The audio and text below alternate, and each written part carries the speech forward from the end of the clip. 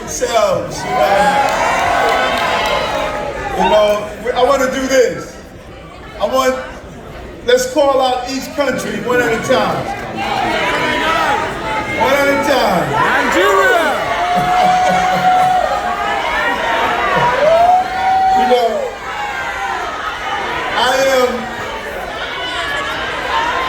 I am probably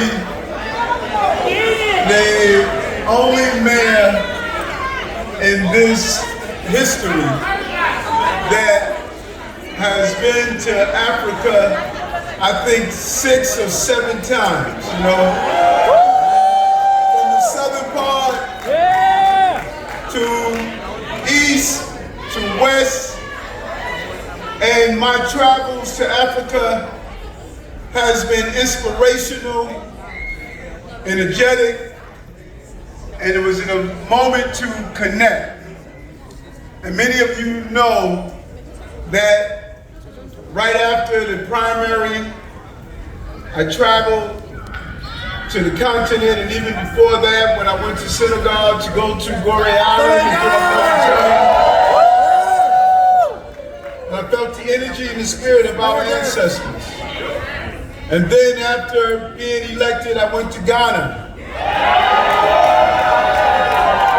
and engaged with a real spiritual journey as I visited the sites where we were ripped apart and torn from each other. In my days in Lagos, Nigeria. Let me tell you about Lagos.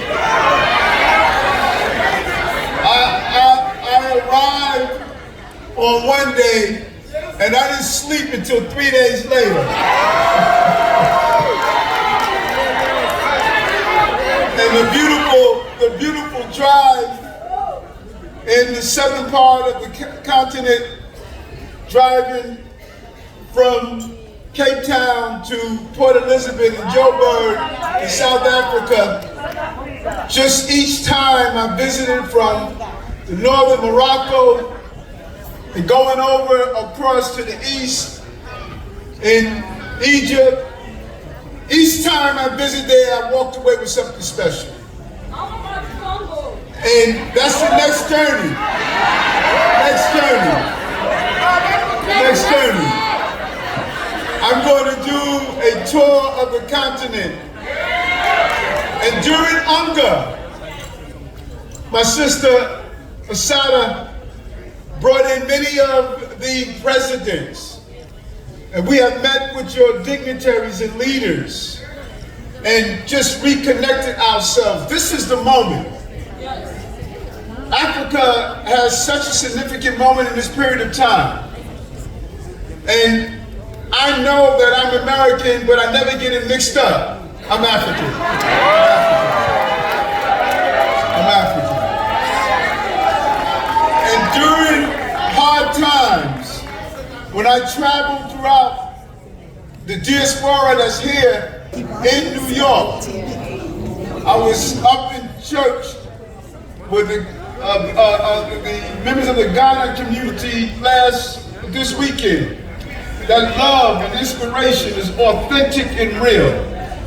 And we were looking forward to this day to really invite you here. You grace us with your presence here in Gracie Mansion. And to my team that's here, my commissioner from International Affairs, he has made it a clear mission of reigniting ourselves with the African diaspora. We want to do great things with Africa. We want to reintroduce our young people to their aunties and uncles and cousins from the continent. We want to re-energize ourselves, but there's one thing that I want to do in just a moment of silence. Ambassadors come in many levels. And there's one brother who became an ambassador for the continent of Africa by using his skills as an NBA player. Brother Dikembe Mutombo transitioned and he's now among the ancestors. As a young man, we lost him to brain cancer. And I just want to take a moment, because he lifted up the continent when he got on that basketball court, and he never let people forget that he was African. And his benevolence and his loss will be missed. But if we could just take a moment to acknowledge him among the ancestors today.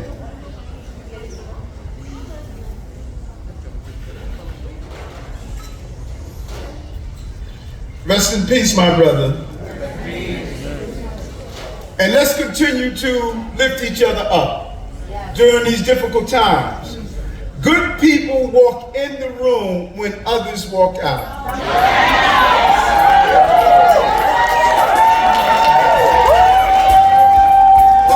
Hard times is like a filtering system.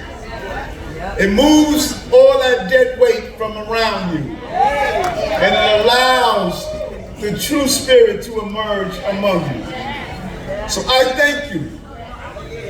I always remind people, when I was 13 points behind in the poll for mayor, I went to see some of the chieftains and some of our leaders, and they did that little magic. And we went from being behind to being in front. So right now, I want you to do your little magic. As we deal with all the issues going on, and we're going to continue to move this city forward. We lived up to what we promised. We lived up to making the city an equitable and fairer city for everyone, no matter where you come from. And we're going to continue to do that. I love you. I thank you.